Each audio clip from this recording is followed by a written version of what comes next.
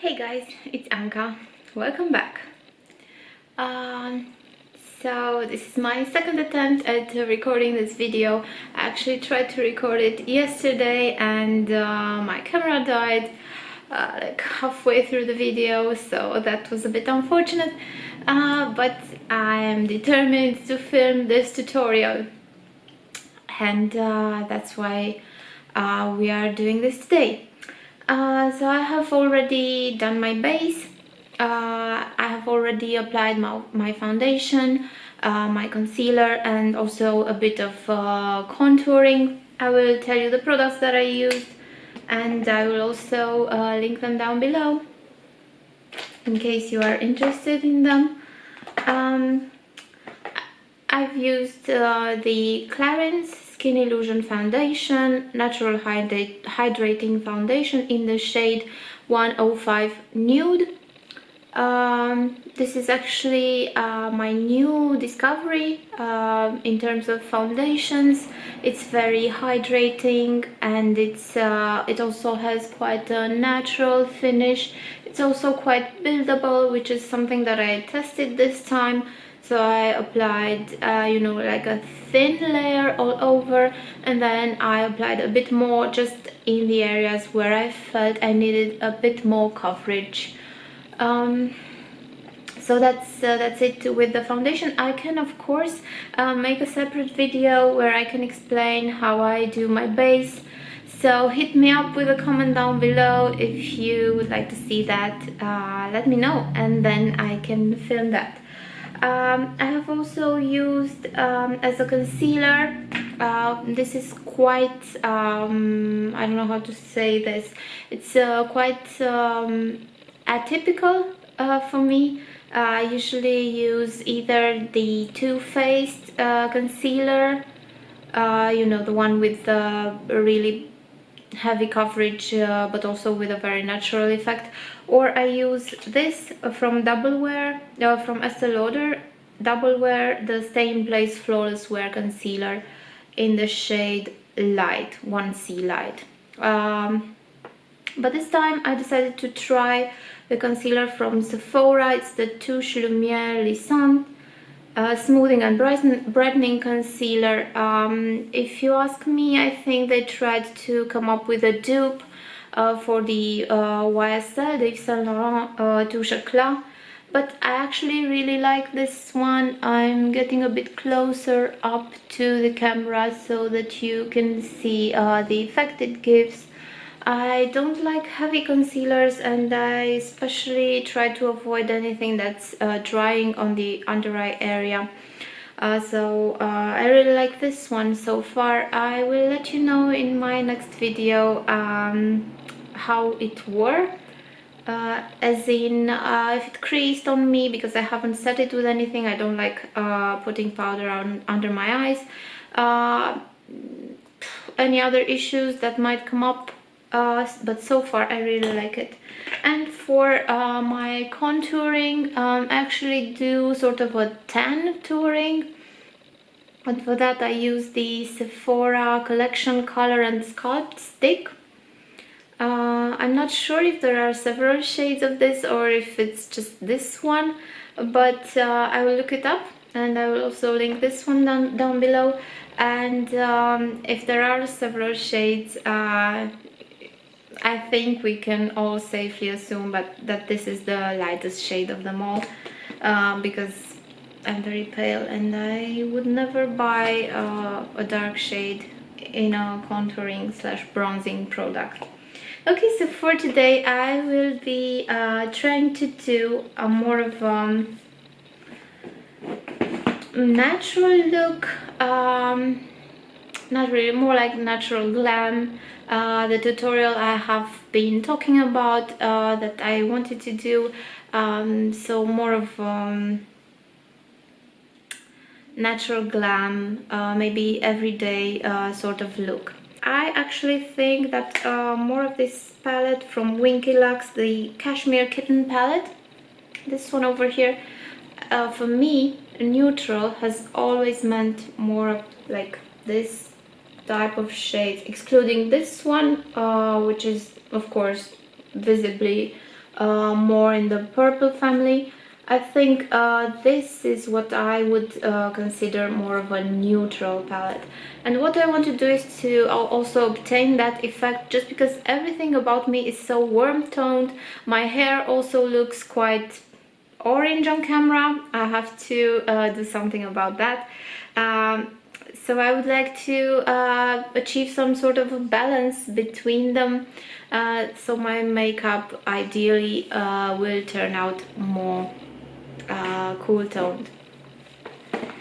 And it's also quite trendy since last autumn, so since autumn 2018 it's more trendy to have cool toned neutrals. Okay, I was out of focus for a few seconds. Okay, I will make sure to keep this distance from the camera. I have my mirror over here in my glitzy palette. This is the glitzy palette. It's actually a face palette from Makeup Forever, but I like to use it as an eye palette as well. So I will begin with the Sculpt shade that they have here. It's this one. This is a shade that I really like because it's quite neutral per se. So it's, as you can see, it's neither orange nor red toned, nor is it flat taupey gray. It's actually very neutral. And I will use this as sort of a transition shade and place it firstly at the outside of my eye and then all over my crease, like this. I forgot to mention that I've also done my brows. I used what I always use. I don't know if I have it over here. I don't. I will link it down below. It's the I think it's called Sculpt and Shape, maybe. But I will link it down below. It's from MAC and it's in the shade Fling, which is also quite neutral. I will move on to the inner corner of the eye, to the inner corner of the lid. I do this because I am very into halo eyes lately, and this is the type of makeup that I like to do on myself and on other people. Lately I cannot help it. Whatever look I begin, it always turns into a halo eye. And now I will move on to the other eye and I will do exactly the same. Place the shade more concentrated on the outer corner, moving towards the inside of the eye, in the eye socket or in the crease. I'm sure you've all already heard the secret to good makeup is blend, blend, blend, blend, and then blend some more. Okay, this eye is actually turning out a lot better than the other one. It also has the better brow, but I mean, they're both mine, so I love them equally. I will mix these two shades together and I will place the resulting shade over the transition shade, but lower on the eyelid. Shaking off the excess, actually tapping it off, and here we go. I place the shade over here. As you can see, I have switched techniques. This is more of a tapping motion, more of actually placing the color more concentrated on the outer corner of the eyelid, like that. And then I don't take it any higher than this, just because I don't actually want to mix it with the shade that I already applied. I actually like shades that are, I mean shadows, eyeshadows that are less pigmented, rather than have a very, very pigmented eyeshadow and then when you actually put it on your skin, it becomes sort of a stain that you cannot blend out any longer. I will then move on to put the first shade from the Makeup Forever palette underneath the eyes, like this.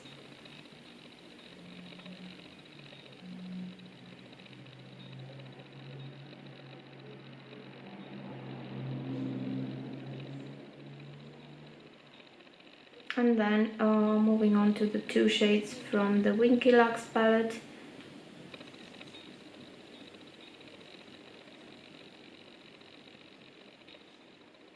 And connect it to the shades that I applied on the upper lid. I think I will add just a touch of the really purpley shade from the Winky Lux palette. I think it's called Prowl. They have all the names on the back.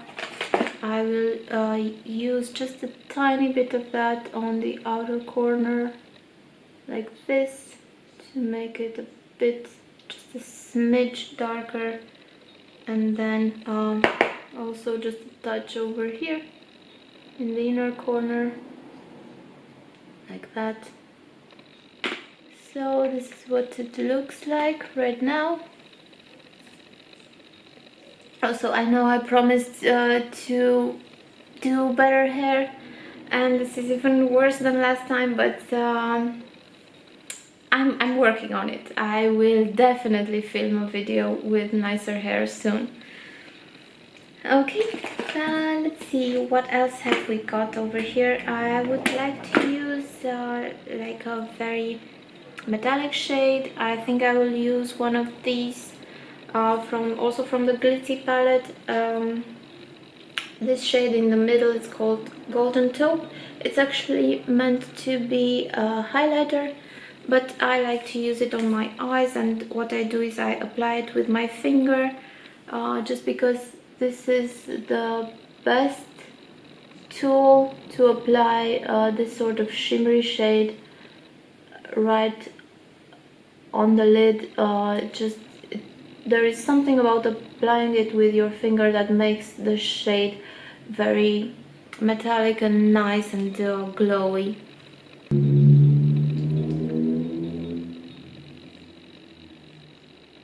Okay,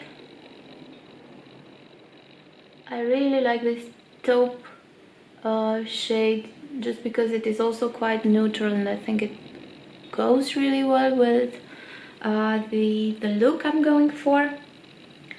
I will have to blend a bit more, just so we don't have any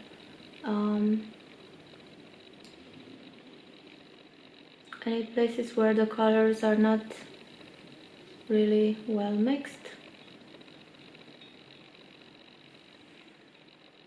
Okay, I actually would like for the shade to be even more metallic and glossier, so for that I will use the Natasha Denona Mini Nude palette, and I will use the shade in the middle, which is called Lumino. It's this shade over here. I hope this doesn't turn orange or golden on me. Lately, whatever I have used has turned golden, and I'm a bit afraid of that, but it doesn't seem to be the case over here. So I have also applied that shade over the taupe shade, just to make it a bit more luminous and more shimmery. Next I will put on a bit of mascara, and for that I will be using the YSL Mascara Volume, or the curler Effet Fossil. I know I'm butchering that, but I've never studied French anyway, so yeah. And I'm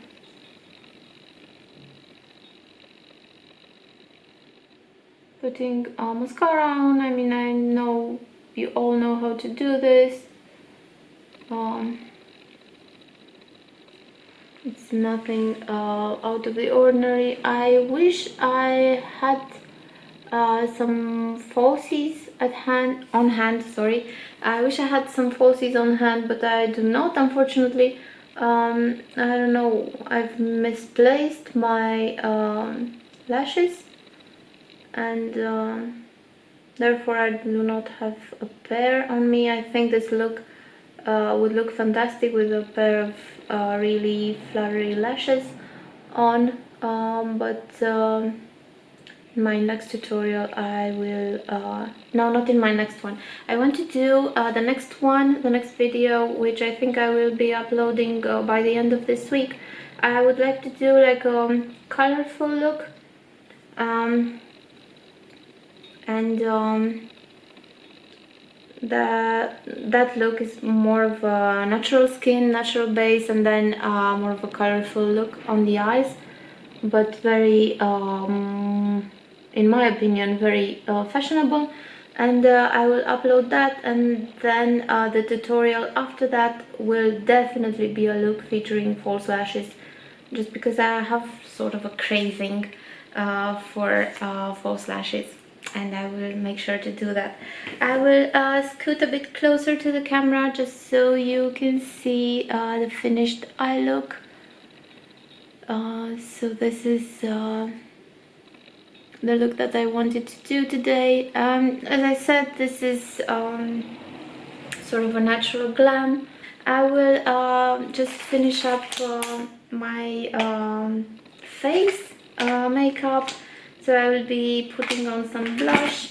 This is a new discovery and I am so in love with this. This is the Hourglass Ambient Lighting Blush, mood in the shade Mood Exposure. It's this one. I have a mini that I bought from Sephora. It's absolutely lovely.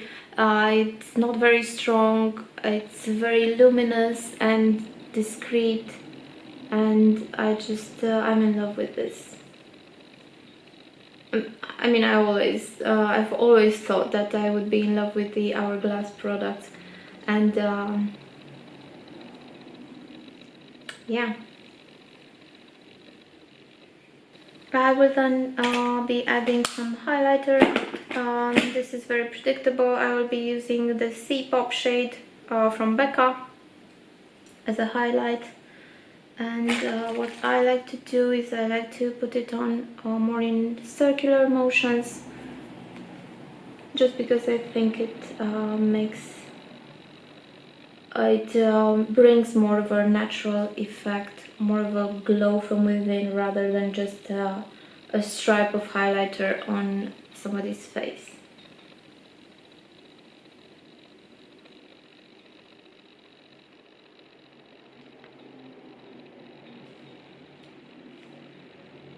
And for my lips I will use a shade from an older MAC palette. I'm not sure what the shade is called, but it's one of those like really, you know, trendy shades, more of a purpley taupe,